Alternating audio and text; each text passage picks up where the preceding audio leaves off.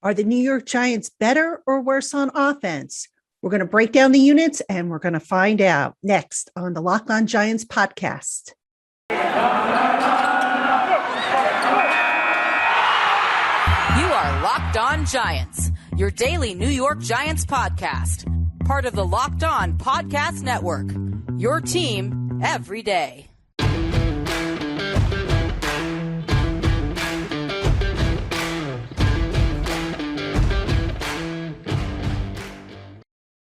Hi, New York Giant fans, and welcome to a new edition of the Locked On Giants podcast, part of the Locked On Podcast family, your team every day. My name is Patricia Traina. Happy to have you this week. Yes, this is the week one of the NFL season. The New York Giants and Denver Broncos will kick off the season this Sunday at 1 o'clock p.m. MetLife Stadium. We've made it, folks. I am so psyched. It just seems like the start of the season has taken forever to get here. And yes, here we are. And we are finally able to talk about football. And what we're going to do on today's show is we are going to do a better or worse. And what we're going to do is we're actually going to break this in half. I'm going to do the offense first today. And then in tomorrow's show, I'm going to do the defense.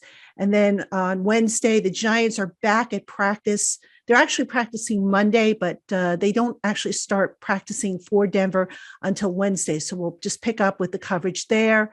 And then on Thursday, we have our crossover show where the guys from Locked On Broncos, Cody Rourke, and I believe Sayer Bettinger will be there.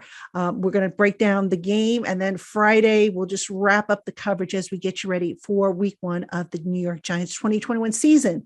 So that's the plan for this week. And of course, if we have anything breaking or any news breaks or whatnot, we'll just do a quick short or a quick hit somewhere along the line and get that up for you as quickly as possible. So happy to have you with me today. Let's get into it. And we're going to kick it off. Like I said, we're going to do the offensive side of the ball. And we're going to start with quarterbacks. So let's take a look at who the Giants have at quarterback on their 53-man roster as of Sunday, the 5th of September. Just want to throw that out there in case there's tweaks made to the roster. All right. So the Giants have Daniel Jones and Mike Glennon. So let's talk about it. Better or worse? With Daniel Jones, I thought over the summer, he actually looked a lot more comfortable running the offense. Now, that said, I have to put an asterisk there. He was running the offense in a controlled environment. There was no pass rush to speak of. There was no threat of him getting hit. There was, no chance of him making really a mistake. So in other words, the pass rush might get through, and technically that would have been a sack. But because the defenders couldn't bring the quarterback to the ground, it gave Jones a little extra time to maybe scan the field and find somebody who was open. So sometimes it was a little hard to tell if he was actually making the plays quickly or if he was just taking advantage of added time that he got as part of, the controlled environment. So that said, my biggest concern with Daniel Jones continues to be his mental processing, his decision-making, especially when the first read is taken away. We saw that in the game against the Patriots, the throw to Evan Ingram that was picked off, which I say is still very much on Evan Ingram.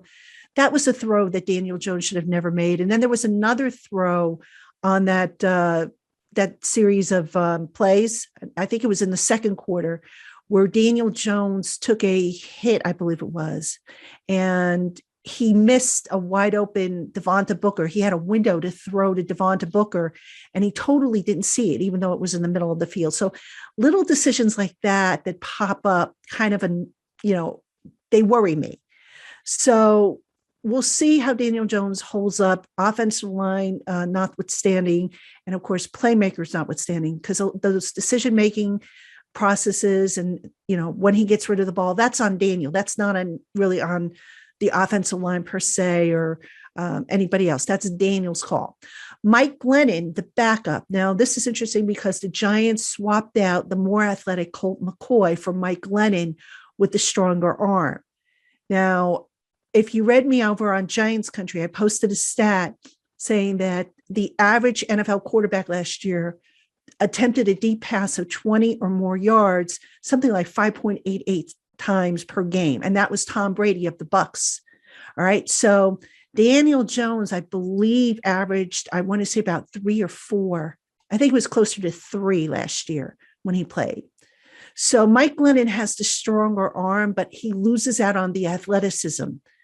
And, no disrespect to Glennon, but I kind of see that as a little bit of a downgrade to Colt McCoy, because the Giants, I think, are going to be more likely to ask their quarterbacks to run certain RPOs and zone reads and all that stuff. I don't know how often they're going to ask them to throw the deep ball, even though they have deep ball receivers on the roster this year that they didn't have last year. So my verdict on whether the Giants quarterback are better or worse, I'm going to say slightly worse. All right. They can change my mind. Obviously, Daniel Jones can change my mind, and hopefully he makes it through the entire year, doesn't have to miss any time. But I'm going to go slightly worse because I just, I need to see it, and I need to see it not in a controlled environment. And when I have seen it in a non-controlled environment, I've been kind of, lukewarm about what I've seen. So that's my take on the quarterbacks. All right, let's jump over now to running backs.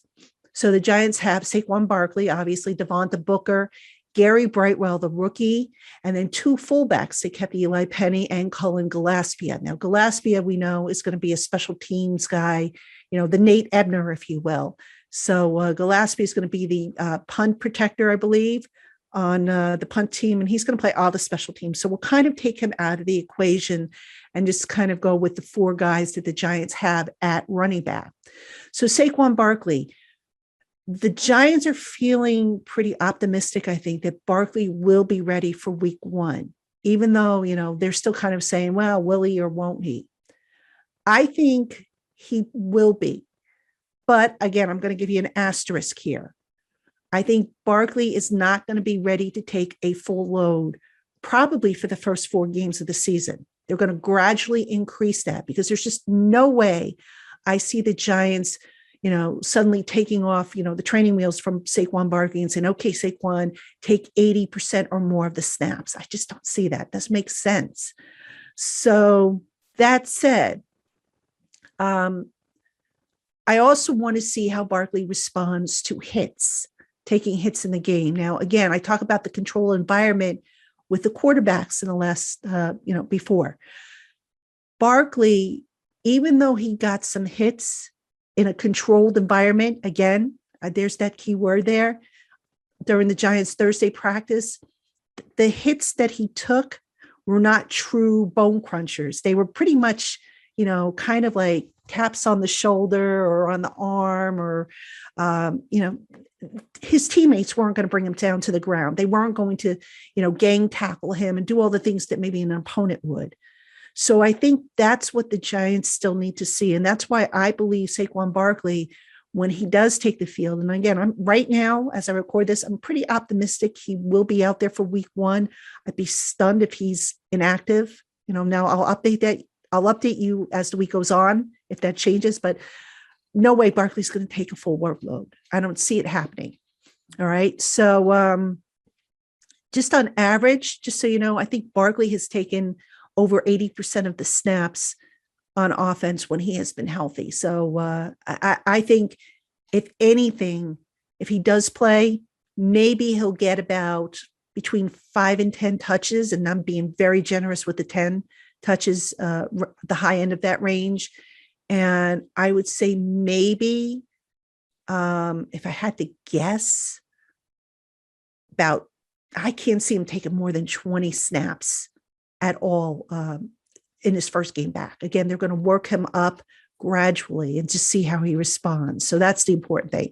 All right, let's talk about Vonta Booker.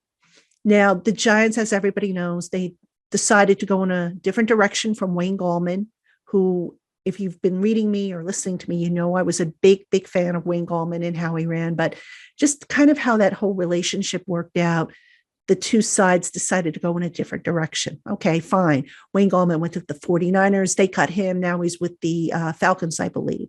So the Giants signed Vonta Booker to a 2-year, $5.5 million contract. Now, if that contract wasn't a tip-off to you that the Giants were maybe planning to bring Saquon Barkley along slowly, if at all he would be ready, then I don't know what else would have been. I mean, they might as well have taken a billboard out in Times Square to say that, hey, this guy is going to be, our main guy until Saquon is up and running. Now, that said, I also think that when Barkley is fully healthy, I could see the Giants deploying Booker a little bit more. In other words, not necessarily leaning as heavily on Barkley, but deploying Booker in this first season back for Barkley from injury. And the reason for that is ACL injuries can take up to a year, sometimes a little over a year to fully recover from. So if the Giants are smart, and I've said this before, it would behoove them to split his workload up and just put a guy there who can basically share some of the workload, take on the third down blocking duties, which Barkley, quite frankly, wasn't really good at even before his injury. So I think we're going to see a lot of Booker, even when Barkley gets the training wheels off of him, when that time comes. So is he an upgrade? Is Booker an upgrade from Wayne Gallman? I'm not convinced based on the preseason showing that he is.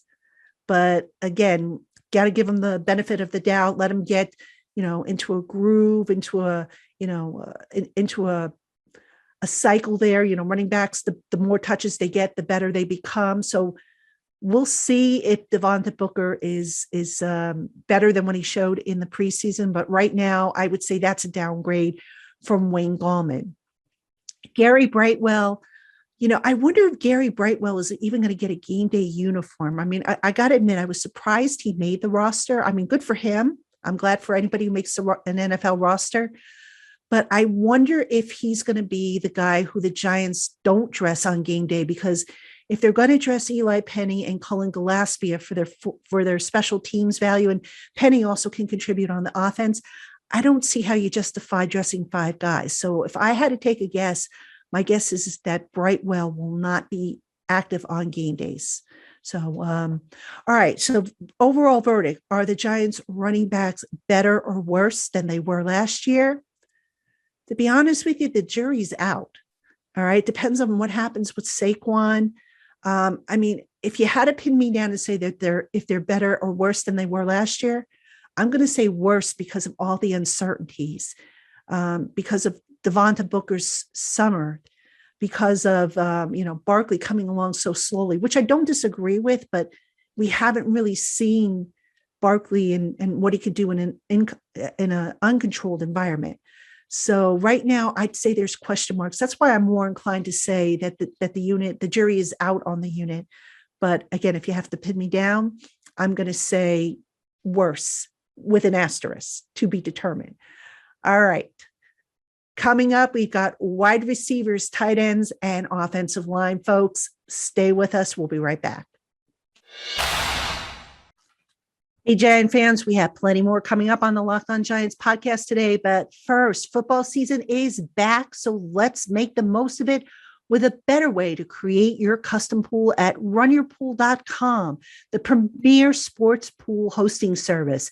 Run Your Pool makes it ridiculously easy to run a football pool with friends, families, or office mates. They offer dozens of formats, including Survivor, Pick'em, Squares, Margin, Confidence Pools, 33, and many more. Run Your Pool hosts formats for NFL and college football with 1 week games, full season playoffs, or the Super Bowl. And unlike other fantasy sports platforms, Run Your Pool has options and settings to make it your own. You can even brand your pool for your local business, bar, or restaurant. Reconnect with your friends and family and join nearly 2 million football fans to make every game action-packed this season.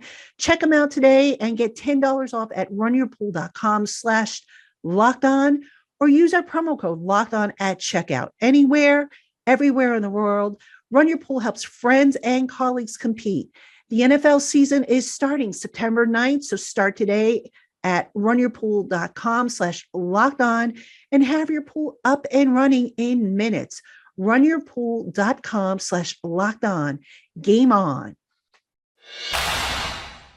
Hey, Giant fans, we've got plenty more coming up on today's show. But first, get all the latest news, odds, info, and sign up bonuses for all your sporting needs by heading over to Bet Online on your laptop or mobile device. When you open an account and use our special promo code LOCKEDON, you will receive a 50% welcome bonus on your first deposit. Again, that's code LOCKEDON for your 50% welcome bonus.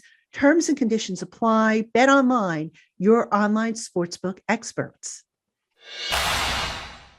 All right, Giant fans, welcome back to the LockedOn Giants podcast. We are doing a better or worse show, and we are focusing on the offense today. Tomorrow, we will do the defense. And just a quick reminder before we continue on with this particular show, if you agree, disagree, drop me a comment below. And also, if you want to get in on our mailbag that we do every week here on the LockedOn Giants podcast, we're going to probably do that on Friday.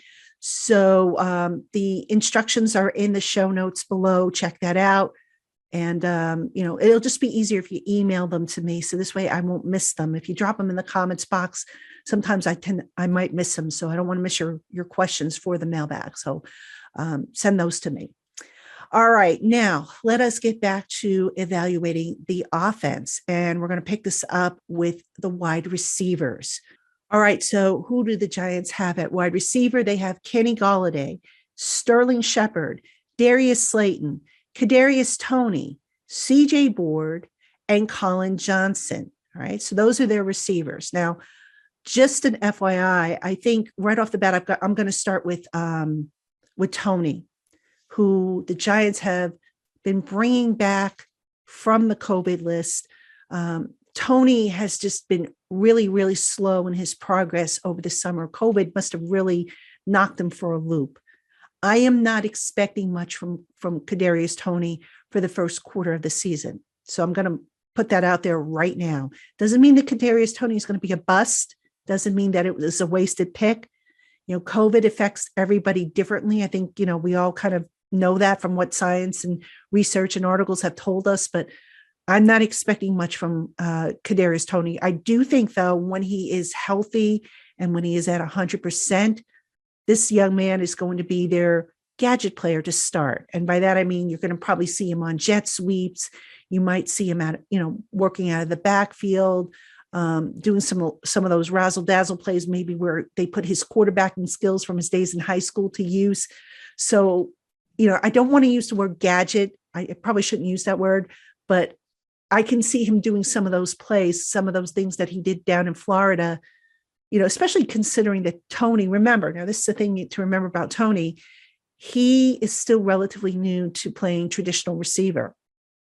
I think he's only been doing it for, I want to say, I think it's been 3 years in the college, and now this would be his fourth year playing the position. So the lack of getting out there on the field and practicing what he's been learning and the techniques and all that stuff, that's why I think Kadarius Toney is probably going to be a little slow to break into and find his niche in that offense. So that's why I think they might take advantage of, the throwing arm, his speed on jet sweeps and bubble screens and all that stuff. So, but I think in time, Kadarius Toney is going to be a really, really good addition to that passing offense. He's certainly one of their deep threats, just needs to get his wind back and be 100% in order to contribute in that area. All right, let's talk about Kenny Galladay. Kenny Galladay is coming off a hamstring injury. I do think Galladay will be ready to go for the Giants when they play on Sunday against the Broncos. I'm not sure, though, if Galladay is going to go 100% as far as, the normal workload. So the beauty of what the Giants have done with these offensive playmakers is they don't have to necessarily force a guy or over rely on a guy, I should say, to be the main man. So, if Galladay isn't 100% and Barkley's not 100% and Evan Ingram's not out there, but, hey, Darius Slayton and Sterling Shepard are out there, maybe the Giants tailor their game plan to feature Sterling Shepard and Darius Slayton in the offense. All right. So that all kind of depends. I don't know what Jason Garrett has planned, but that's how I kind of see it. It kind of takes the onus off. It's not like the old days when Odell Beckham Jr. was the offense, and everybody knew he was the offense, and everybody knew he was going to get the ball all the time. So the Giants don't have that situation, I don't think. But anyway, let's get back to Galladay. So Galladay is going to be a significant upgrade for this offense. I mean, it gives Daniel Jones a legitimate X receiver. I think we can all agree on that. Will he top the numbers or even match the numbers that he posted in the 2018 season? His 2019 season? I don't know that he will this year because of the hamstring injury, the injury that he had, the hip injury he had last year that kind of cut short his season. I think the jury's still out there, but I think he will be successful. I think he will produce the way the Giants anticipate he will. He just has to stay healthy. And I think that right now is the big question mark with Kenny Galladay. Sterling Shepard, I mentioned him. I've been saying all along with Sterling Shepard that I think he is one of the most underrated players on the Giants offense, maybe on the Giants team, period. 6-year veteran. He's had a strong training camp. He's been working primarily out of the slot, which was his best position all along. And if Sterling Shepard stays healthy, that's the one question mark I would have with him is his durability. But if he stays healthy, folks, we're looking at something pretty special there with Sterling Shepard. I think he could potentially maybe be the MVP, if you will, for the offense in the first quarter, at least until, Galladay and Tony and Barkley all get up to speed with their health. So I think Sterling Shepard, if he can catch 80 balls for about 900 yards or so, I'd be happy with that. I think most Giant fans would be happy with that. So that's what I'm looking for from him. Darius Slayton, I don't know what to think about him. I mean, he had that big drop against the Patriots in the preseason finale last year. I know he was banged up, didn't look nearly as good as he did as a rookie.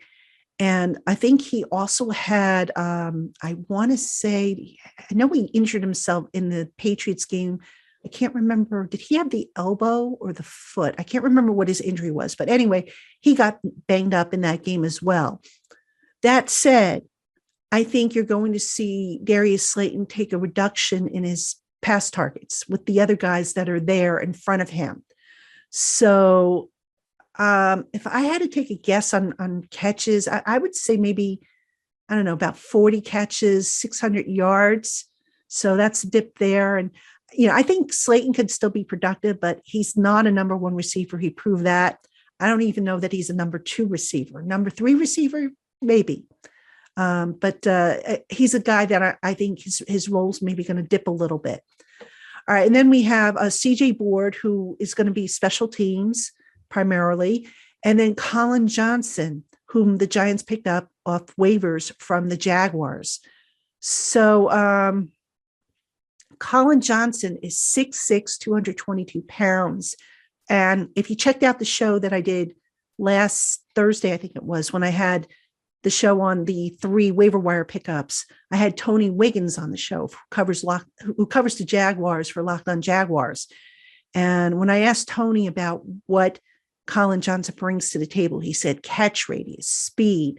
So you kind of wonder if maybe if Kenny Galladay isn't 100% or ready to go or has to miss any times, you wonder if maybe Colin Johnson is going to step in and help, pitch in as that quote unquote X receiver.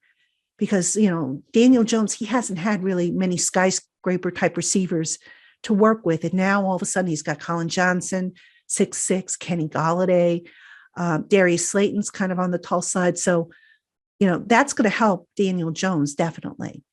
All right. So bottom line, are the Giants receivers better or worse than they were last year? I'm going to go with better. Last year, Golden Tate was past his prime, and really the Giants didn't have a lot of options at receiver. So even though this year the Giants have guys who are banged up at receiver, on paper, the talent level is so much better. So for me, hands down, this unit is better than it was last year. All right, let us go now to tight ends. So we have 3 tight ends on the roster: Evan Ingram, Kyle Rudolph, and Kaden Smith. And again, the disclaimer here now is injuries. Evan Ingram is dealing with that calf injury. Call it a gut feeling, folks. I'm not so sure he plays on Sunday. Now we'll see whether or not he practices on Wednesday. Usually I get a better idea of who's going to play and who's not going to play when I see the Wednesday injury report. Right now, as I record this over the weekend, I'm not holding out hope for Evan Ingram. All right. So here's the thing. I thought Evan Ingram had himself a decent summer. He had a good preseason, a good camp, but I am concerned now with this injury. How long is this injury going to affect him? And how is this going to cut into his role? So, yeah, I have question marks about Evan Ingram, definitely. Kyle Rudolph, I have question marks about him. Now, he vowed he would be ready for the start of the season. I think he will be ready for week 1. I do not think he will take on a full workload. I would be very surprised if that happens.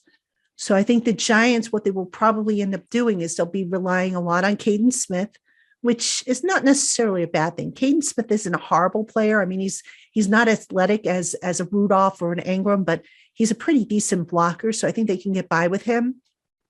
And I suspect the Giants are going to call up one of the tight ends from the practice squad. Which one? I don't know just yet, but I think they have something like 4 on the practice squad as of this recording. So I'm fairly certain one of those tight ends will get elevated, will be a standard game day elevation for the Giants next week, especially if Ingram can't go. All right. So is the talent better or worse at tight end? On paper, I'm going to say better, only because Kyle Rudolph to me is a bigger upgrade than Levine Toilolo. Kyle Rudolph is a red zone threat. I mean, basically, he's the type of red zone threat the Giants, I think, hope that Evan Ingram would develop into. Evan is not a horrible player, just these stupid little mistakes that come up. You know, that interception I mentioned when I was talking about the quarterbacks, that was partially on Ingram for kind of, not sitting on the throw instead of just drifting and whatnot. I mean, Daniel Jones has to take his share on that too, but Ingram didn't help. So I'm going to give this group and say, again, that they're better based on the addition of Rudolph. I think Rudolph upgrades them. And, as a whole, is the group better, much, much better than it was last year? Probably not. But Rudolph makes the difference, in my opinion. All right, stay with us. We've got the big one, the offensive line coming up, and we've got a lot to talk about with that offensive line. That's coming up next. Hey, Giant fans, we have plenty more coming up on today's Locked On Giants podcast. But first, tell me, does this sound familiar? You've got one device that lets you catch the game live, another that lets you stream your favorite shows. You're watching sports highlights on your phone, and you've got your best friend's login for the good stuff. Well, I want to tell you about a simple way to get all that entertainment you love without the hassle, and a great way to finally get your TV together. It's called DirecTV Stream, and it brings your live TV and on-demand favorites together like never before, so you can watch your favorite sports, movies, and shows all in one place. That means no more juggling remotes and no need to buy another device ever again. And the best part, there's no annual contract. So get rid of the clutter and the confusion and get your TV together with DirecTV Stream. You can learn more at directtv.com. That's directtv.com. Compatible device required. Content varies according to package. Hey, Giant fans, we'll be right back with more content on the Locked On Giants podcast after this. But first, let me tell you about Built Bar. Built Bar is a healthy, low-carb, low-sugar, and high-protein treat that will satisfy your sweet tooth. Choose from 9 amazing flavors, plus the occasional limited-time offering available in nut and nut-free varieties. Visit BuiltBar.com and get 15% off your first order with code LOCKED15. That's LOCKED15 at BuiltBar.com for 15% off your first order.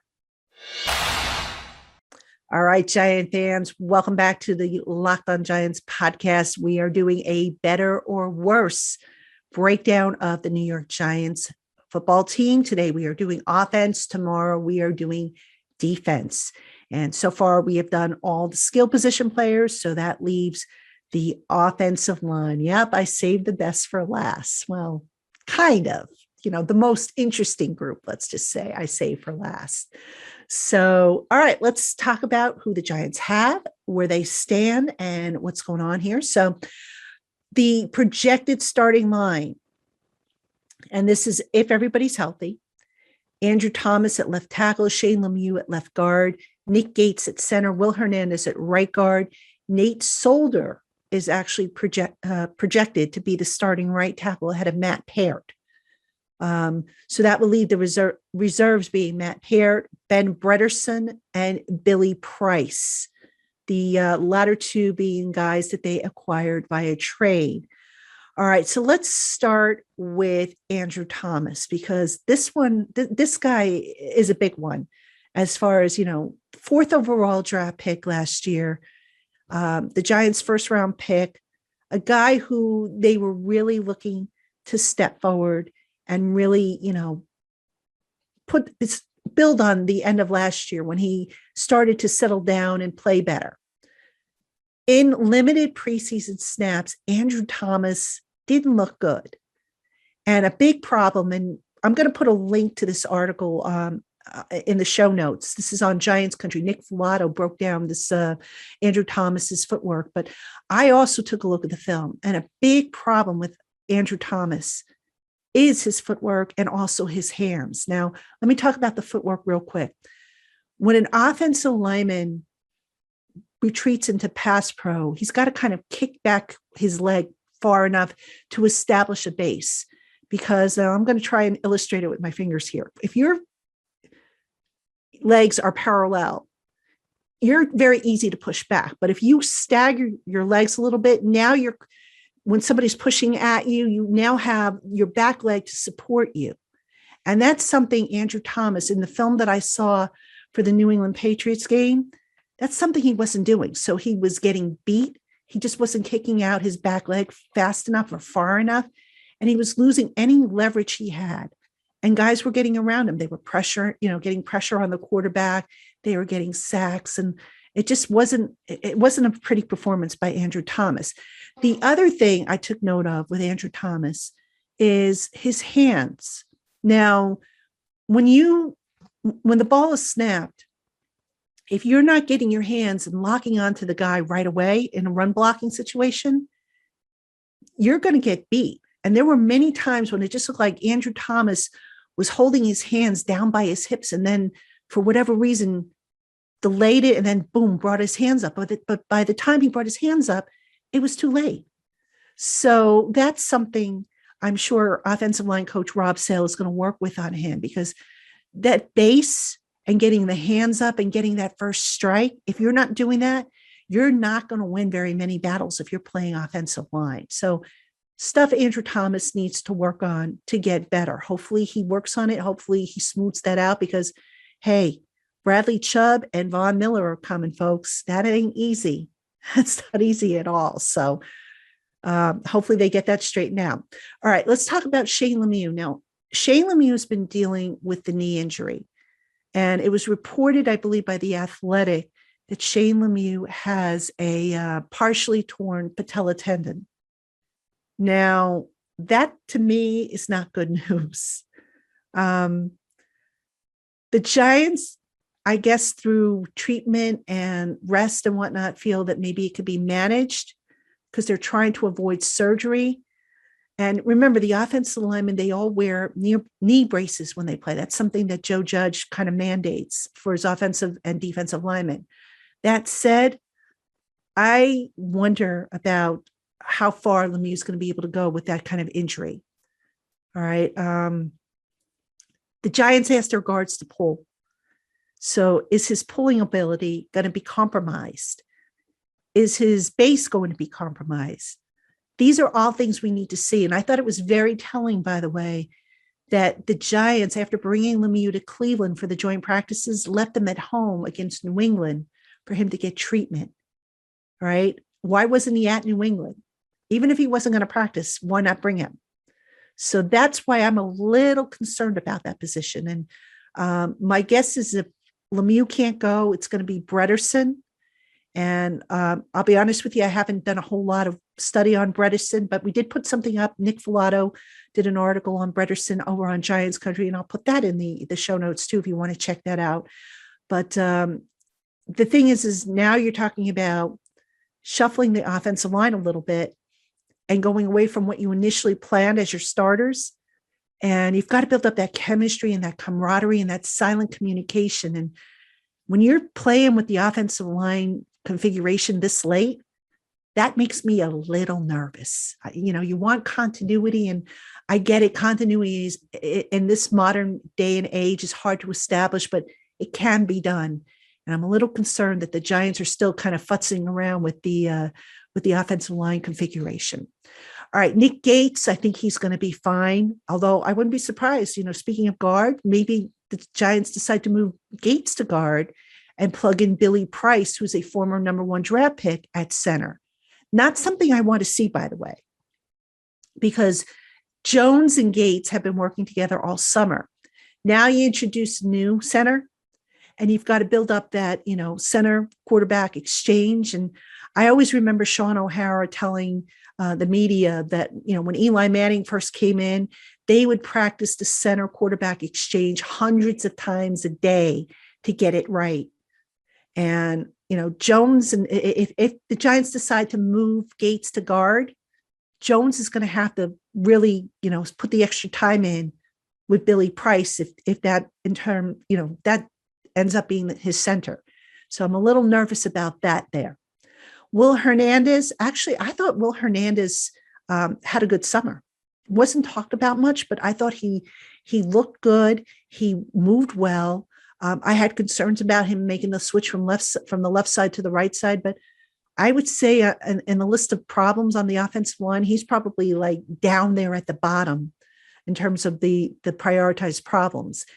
Right tackle, Nate Solder was supposed to be an insurance policy. Now, Matt Parrott, I'll tell you what, Parrott to me had his moments, but I don't know that I saw enough to where you could say, okay, he's definitely your right tackle moving forward. So I believe Judge inferred that there's going to be a rotation at that spot, which, by the way, I am not a fan of rotations, especially on the offensive line. Last year, I got why they did it. This year, there's no excuse to do it, in my opinion. But I think I see what Judge is getting at if he does go with a rotation there.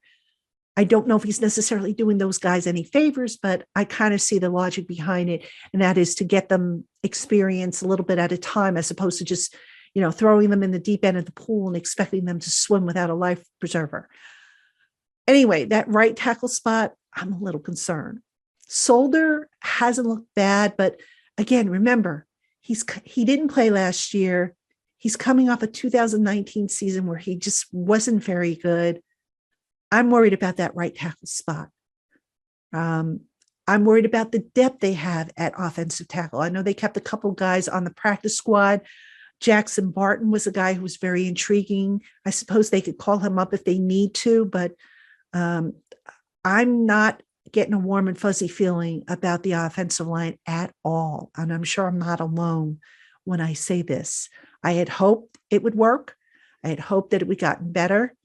Obviously people, nobody saw Zach Fulton and Joe Looney retiring. They were two reserve guys. So nobody saw them retiring. Jonathan Harrison, who the other offseason signing the Giants made, nobody saw that he would not make the roster. So just a lot of question marks on the offensive line. And if you're asking me, are they better or worse than they were last year based on the personnel?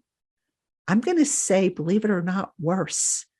You take away Kevin Zeitler, who, while not, the same guy he was when the Giants plugged him in the first year they had him, he was still pretty much amongst their best offensive linemen. So that's a big loss right there. But, the redeeming qualities, like I said, I think Gates is going to be fine. I think Will Hernandez is going to be fine. So Giants took a big gamble with that unit. And right now, I hope it pays off for them. I really, really do, because it means the Giants will have a good season. But if it doesn't, I'm not looking forward to my Twitter mentions during game day or on Monday, because I remember what they were like last year with people complaining, rightfully so, by the way, about the offensive line. And, it's going to be a long year if that unit doesn't pull it together. So fingers crossed, guys, please get it together.